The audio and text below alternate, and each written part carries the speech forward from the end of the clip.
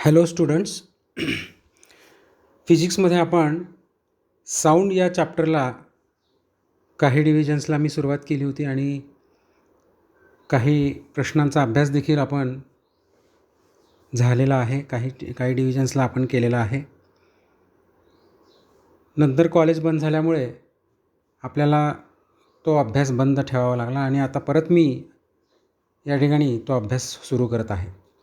Sound या चॅप्टरमध्ये काही part आपला डिलीट झालेला आहे आणि रिड्यूस्ड झालेलं असल्यामुळं मी आता आज काय करणार आहे,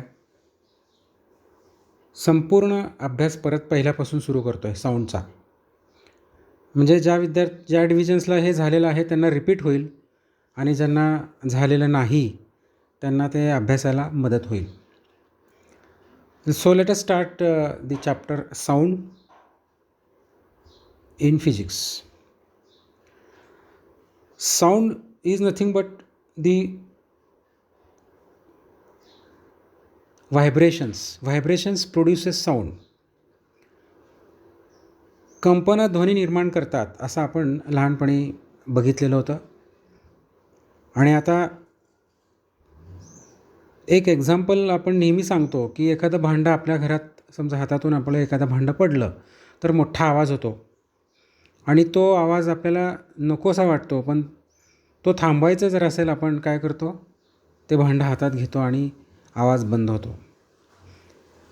त्या उदाहरणावरून एक लक्षात येतं की कंपनं हे ध्वनी निर्माण करतात. जेव्हा आपण ते भांडं हातात घेतो तेव्हा व्हायब्रेशन्स बंद होतात आणि आवाज बंद होतो. So in short, vibrations produces sound. कंपनं ध्वनी निर्माण करतात. Sound is nothing but the form of energy. Sound ही एक एनर्जी आहे, ऊर्जा आहे. साऊंडचा अभ्यास करायचा असेल तर आपल्याला पहिल्यांदा वेव्ह म्हणजे काय हे आपल्याला समजावून घेणं आवश्यक आहे आणि वेव्हचे प्रकार किती आहेत.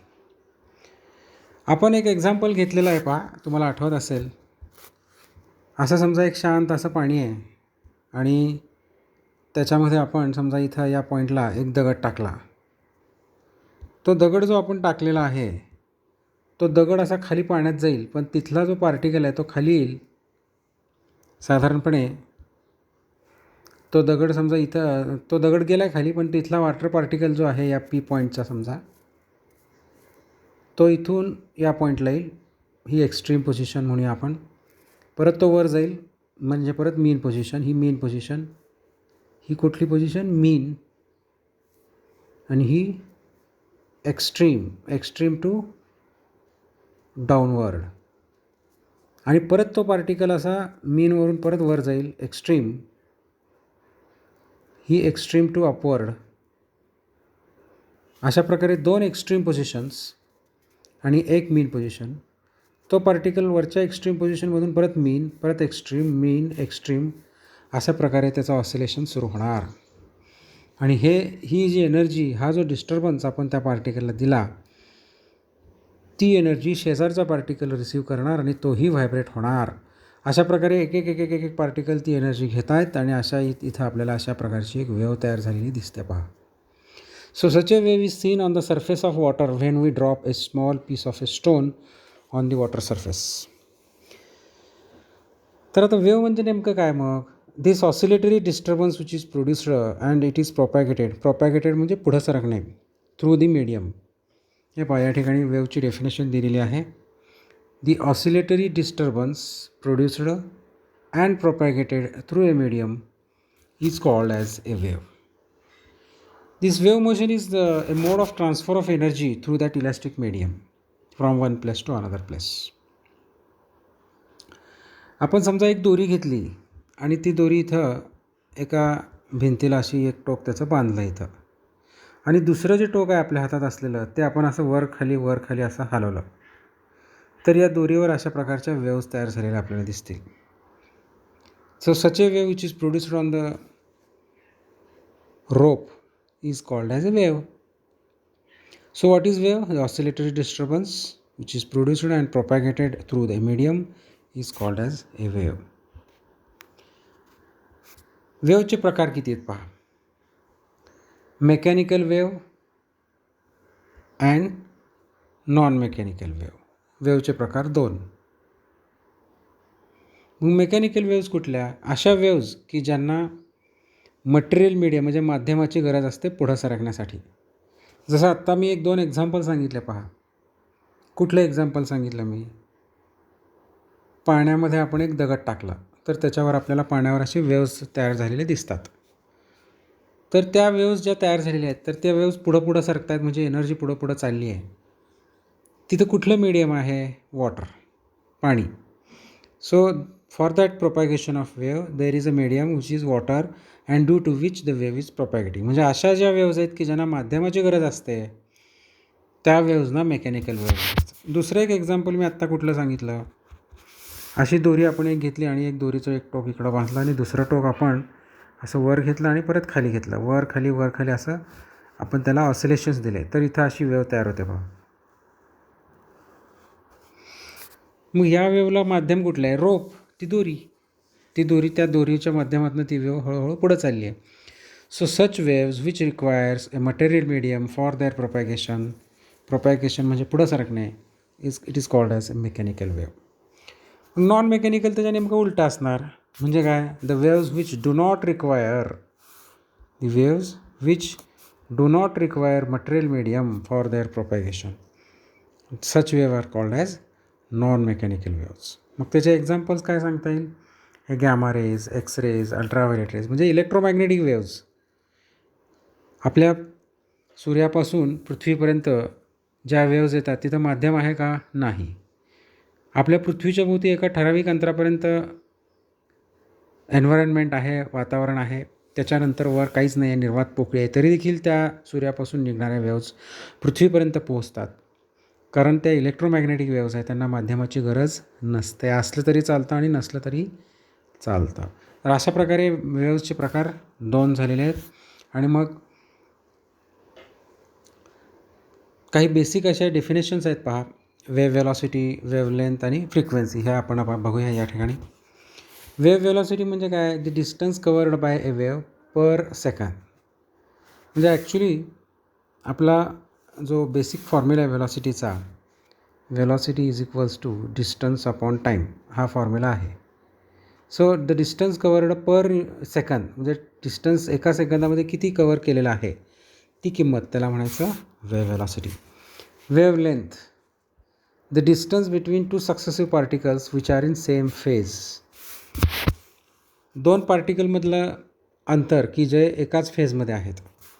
जसं मी तुम्हाला मागे एक्सप्लेन केलेलं आहे पहा. परत एकदा मी या ठिकाणी थोडक्यात सांगतो. समजा ही अशी वेव्ह आहे या दिशेनं, म्हणजे पॉझिटिव्ह एक्स ॲक्सिसच्या दिशेनं चाललेली वेव्ह आहे. मी आता इथं काही पॉईंट्स मार्किंग करतो.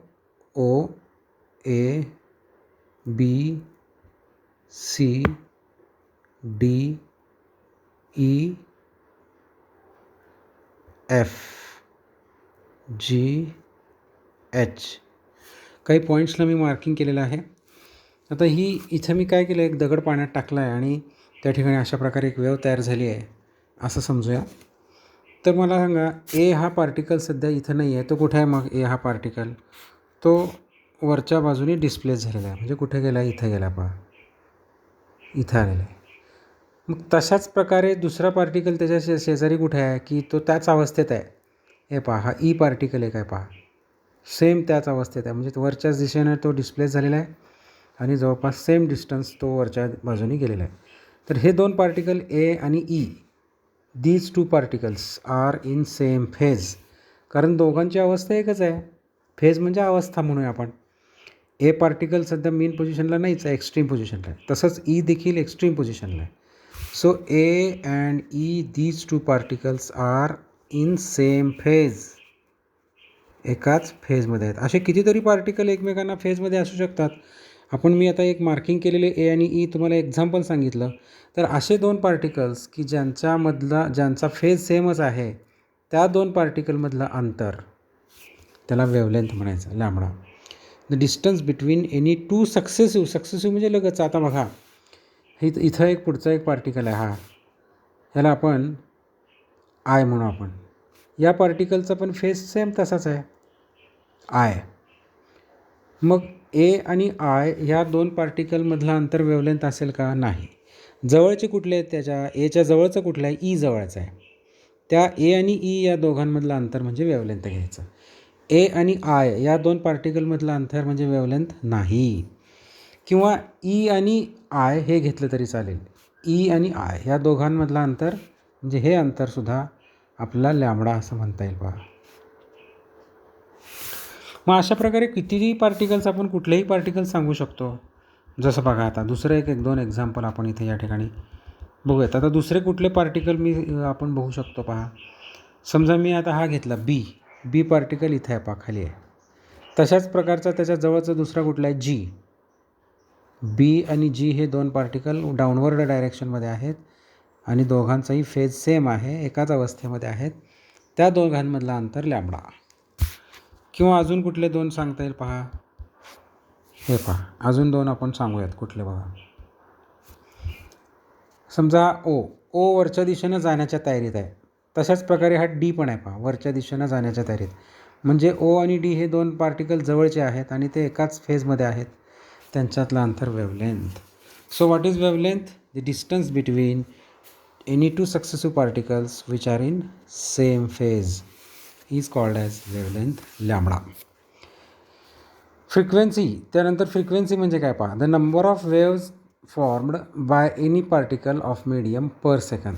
एका सेकंदात किती वेव्ज तयार होतात. म्हणजे आता बघा, ह्या अशा प्रकारच्या वेव्ज तयार झालेल्या आहेत आणि ती वेव्ह या दिशेनं म्हणजे पॉझिटिव्ह एक्स ॲक्सिस दिशेनं चालली आहे. तर किती वेव्ज आहेत पहा. इथून इथंपर्यंत एक वेव्ह, त्यानंतर इथून इथंपर्यंत ही दोन वेव्ह. म्हणजे एका सेकंदात समजा दोन वेव्ह तयार होतात. तर त्याची फ्रिक्वेन्सी 2 हर्ट्ज. आता अजून एक उदाहरण घेऊ आपण. समजा तशीच एक दुसरी वेव्ह आहे की जिथं साधारणपणे एवढ्या वेव्स तयार होतात पहा. इथून इथंपर्यंत 1, 2, 3 आणि ही अर्धी म्हणजे 3.5 वेव्ज एवढ्या इथून एका सेकंदात जात असतील समजा, तर 3.5 हर्ट्ज एवढी फ्रिक्वेन्सी झाली पहा. So what is frequency? The number of waves of formed by particle in a medium per second is called as frequency. आणि फ्रिक्वेन्सीचं युनिट काय? Hertz. Frequency is measured in hertz. Wavelength is measured in metre. दुसरं unit काय फ्रिक्वेन्सीचं? Per second. आपण आता एक महत्त्वाचा प्रश्न बघूयात. Relation between V, lambda and N ह्या तिघांमधलं रिलेशन पहा. जनरली आपण काय करू, speed is equals to distance upon time. मग आपण आता इथं काय करूयात, हे पहा, अशा प्रकारे एक एक्झाम्पल आपण इथे घेऊयात. समजा अशी एक वेव्ह आहे की जी पॉझिटिव्ह एक्स ॲक्सिसनी चाललेली आहे. मग मला सांगा, इथून ते इथंपर्यंतचं अंतर जे आहे हे एवढं अंतर हे लॅम्बडा म्हणजे वेव्हलेंथ. मग पार्टिकल जेव्हा ओ पॉईंटपासून इथंपर्यंत येतो तेव्हा या इथल्या पार्टिकलचं म्हणजे ओ पार्टिकलचं एक ऑसिलेशन पूर्ण झालेलं असतं. म्हणजे कसं बरं, हे पहा, समजा आता मी या ओ पॉईंटला दगड टाकला तर तो एक्स्ट्रीम पोझिशनला जाईल, मीनपासून एक्स्ट्रीम, परत मीन, परत एक्स्ट्रीम, परत मीन. अशा प्रकारे त्याचं एक ऑसिलेशन पूर्ण झालं. बघा परत एकदा, मीन, एक्स्ट्रीम डाऊनवर्ड, मीन, एक्स्ट्रीम अपवर्ड, मीन. एक ऑसिलेशन झालं. तेवढ्या एका ऑसिलेशनमध्ये तो डिस्टर्बन्स म्हणजे ते ऑसिलेशन हे इथंपर्यंत आलेलं असतं. म्हणजे हे अंतर किती? लॅम्बडा. मग तेवढा अंतर काटायला जो टाईम लागतो, एका ऑसिलेशनचा जेवढा टाईम आहे तेवढाच लागतो. त्यामुळे इथं टाईमला आपण पिरियड म्हटलेलं आहे. The time taken or the time required to complete one oscillation is called as period. एका ऑसिलेशनला लागणारा टाईम त्याला काय म्हणायचं? पिरियड. मग इथं आपण डिस्टन्स अपॉन टाईम हा जो फॉर्म्युला घेतला आहे, तर ह्याच्यामध्ये आपण काय करूयात, डिस्टन्स म्हणजे घेऊयात लॅम्बडा आणि टाईमच्या जागी घेऊयात पिरियड. आणि 1/t is equals to N ए पा इथं घेतलेलं आहे आपण. आणि मग घेतलं आपण शेवटी काय, V is equals to N into lambda पाहिजे, एन इंटू लॅम्बडा. हे पाहिजे आहे N lambda. So finally we get the relation between V, N and lambda. आता ह्या रिलेशनवरून दोन गोष्टी महत्त्वाच्या आहेत. जर एकच मीडियम असेल तर व्हेलॉसिटी कॉन्स्टंट असते एकाच मीडियममध्ये. त्यामुळे n इंटू लॅम्बडा कॉन्स्टंट आणि तिथं आपल्याला n is inversely proportional to lambda असं आपण म्हणू शकतो if the medium is same. आणि जर मीडियम चेंज होत असेल, if medium changes then velocity changes. या केसमध्ये काय होतं, वेवलेंथ चेंज होते परंतु फ्रिक्वेन्सी मात्र चेंज होत नाही. मीडियम जरी बदललं फ्रिक्वेन्सी कॉन्स्टंट असते. तर हा एवढा पार्ट आपण काही डिव्हिजन्सच्या विद्यार्थ्यांना घेतलेला आहे. तर आता तुम्हाला मी हे 3 पेजेस पहा, हे 2 आणि हे 3, हे 3 पेजेसचे नोट्स मी तुम्हाला पाठवतो. एवढ्या नोट करून घ्या.